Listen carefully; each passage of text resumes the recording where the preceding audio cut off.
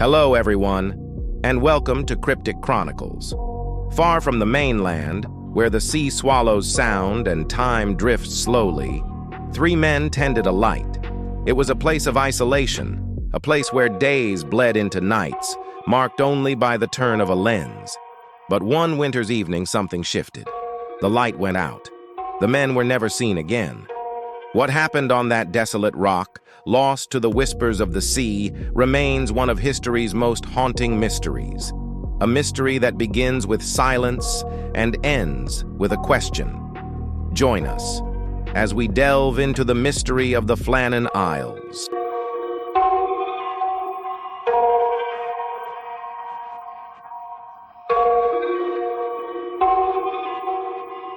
James Ducat, Thomas Marshall, and Donald MacArthur.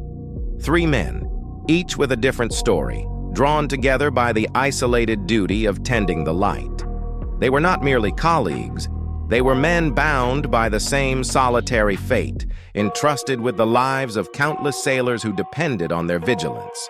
James Ducat, the principal keeper, was a man of the sea. With years of experience under his belt, he was known for his calm demeanor and unwavering sense of duty. His quiet leadership earned him the respect of his peers, but it also weighed heavily on his shoulders. Ducat understood better than anyone the dangers of the sea and the isolation that came with the job. Thomas Marshall, the second assistant keeper, was the most meticulous of the three. Every gear, every cog in the lighthouse's machinery was like a piece of a puzzle to him, something to be studied, maintained, and perfected. For Marshall, the routine was a comfort, a way to keep the chaos of the outside world at bay. Yet, beneath that precision lay a man who knew the price of solitude. Donald MacArthur, the last to join, was different. He wasn't a career lighthouse keeper, but a seasoned mariner called in to fill a vacancy. MacArthur was strong, determined, and fiercely loyal, a man who had weathered more than just storms at sea. He was known for his fiery temper and unwavering spirit, qualities that had seen him through many a trial. But the Flannan Isles were unlike anything he had faced before. The Flannan Isles, a place where the line between sky and sea blurs into a misty void. 20 miles from the nearest shore, these rocky outcrops have long been shrouded in a veil of superstition. To the keepers, they were more than just a place of work. They were a test of endurance, both physical and mental. Here, the days were marked by the endless rhythm of the waves, the wind's unceasing howl, and the ever-present fog that swallowed sound and time. The keepers lived in a world of their own, cut off from the mainland, with only the light to remind them of their purpose. But December 1900 brought with it something more than just the usual storms. The logbook entries, once detailed and precise, began to shift in tone. December 12th, Marshall notes severe winds, so fierce that it was impossible to step outside. December 13th, the storm worsens, the lighthouse shudders under the force. And then, on December 15th, a final entry, brief and unsettling. Storm ended, sea calm, God is over all. After that, silence. December 26th, 1900. A relief vessel approached the Flannan Isles, bringing supplies and a replacement keeper. As the ship drew near, the crew expected to see the lighthouse's beam cutting through the morning fog. Instead, they were met with darkness. The light was out, the flag was not flying, and no one was there to greet them. A sense of unease crept over the men as they prepared to dock. Captain Harvey, leading the relief crew, knew something was wrong the moment they stepped ashore. The island was eerily quiet, the usual sounds of the keepers going about their work absent. As they reached the lighthouse, their apprehension grew. The door was closed but unlocked, and inside, they found a scene that would haunt them for years to come. The clocks had stopped.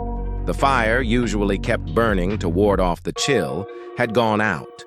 A meal, partially eaten, sat abandoned on the table. The beds were unmade, as if the keepers had left in a hurry. Their oilskins, essential gear for braving the elements, were still in place, suggesting that whatever happened took them by surprise. But of the 3 men, there was no sign. The relief crew searched the island, calling out for the keepers, but no one answered. It was as if they had vanished into thin air.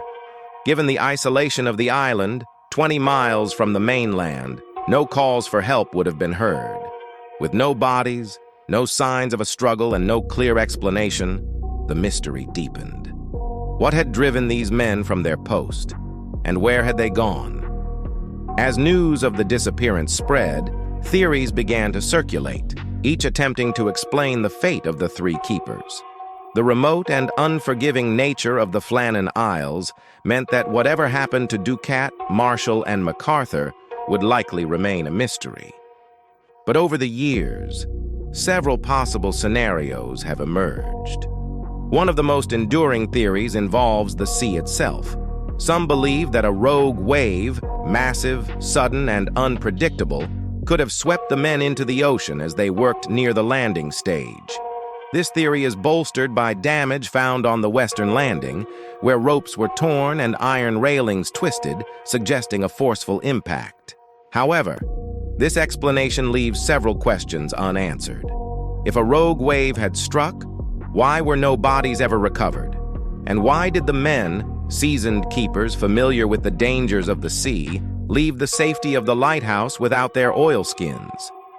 Furthermore, weather reports from the mainland, just 20 miles away, recorded calm seas during the time of their disappearance, casting doubt on the likelihood of such a sudden and violent event. These inconsistencies have led some to question whether the rogue wave theory, while plausible, truly accounts for all the facts. Another theory suggests a tragic accident. Perhaps one of the men, MacArthur, known for his fiery temper, had rushed outside during a moment of crisis. The others, seeing their colleague in danger, may have followed, only to be swept away by the sea. But this theory, too, raises significant doubts. Why would all 3 men, experienced in the harsh realities of their environment, leave the safety of the lighthouse simultaneously, especially without their essential protective gear? The fact that their oilskins were found hanging inside suggests that whatever drew them out was both sudden and unexpected. Additionally, the absence of any physical evidence, no bodies, no debris, makes it difficult to support this scenario fully. These men were vastly experienced and were well aware of the dangers of leaving the lighthouse unattended would potentially have on passing boats that depended on the light. They also took their duties seriously and professionally, knowing that the National Lighthouse Board rules forbid all keepers to leave at the same time, leaving the lighthouse unattended. At least one had to remain at all times. It's a theory that offers possibilities, but ultimately deepens the mystery rather than resolving it. Then there are the more unsettling speculations. The Flannan Isles have long been steeped in local legend, tales of ghostly apparitions, cursed lands, and strange lights in the sky. Some have suggested that the men were lured away by something beyond the natural world, something that left no trace.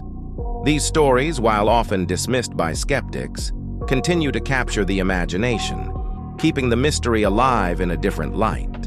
In the end, the official investigation leaned towards a natural explanation, perhaps a wave or a sudden accident. But the lack of concrete evidence, combined with the contradictions between the log entries and weather reports, have left the mystery unresolved. Researchers and historians continue to debate what really happened on that fateful day, but the Flannan Isles keep their secrets well. Over a century has passed since that December day, yet the mystery of the Flannan Isles remains as compelling as ever. The lighthouse, now automated, still stands, its light cutting through the mist just as it did over 100 years ago. But the story of the men who once kept that light burning continues to captivate and confound those who hear it. In the years since their disappearance, countless theories have been proposed, and the Flannan Isles have become a symbol of the unknown, an enduring reminder that some questions may never be answered. The sea took these men, and with them, the truth of what really happened on that isolated rock. The Flannan Isles mystery has inspired poems, stories, and even films, each offering their interpretation of what might have happened. But despite all the speculation, the true fate of James Duckett, Thomas Marshall, and Donald MacArthur remains as elusive as the day they vanished. Theirs is a story of isolation, duty, and the unknowable forces of nature, a story that will likely never be fully resolved. The sea holds many secrets, and the story of the Flannan Isles is just one of them. If you're as captivated by this mystery as I am, be sure to like, comment, and subscribe for more weekly stories of the mysterious and unknown. This is a new channel, so would love to hear your honest thoughts, and if there are any stories you would like me to make, please leave a comment. You can also check out my other video listed here. Until next time, remember, sometimes the darkness holds more than just shadows.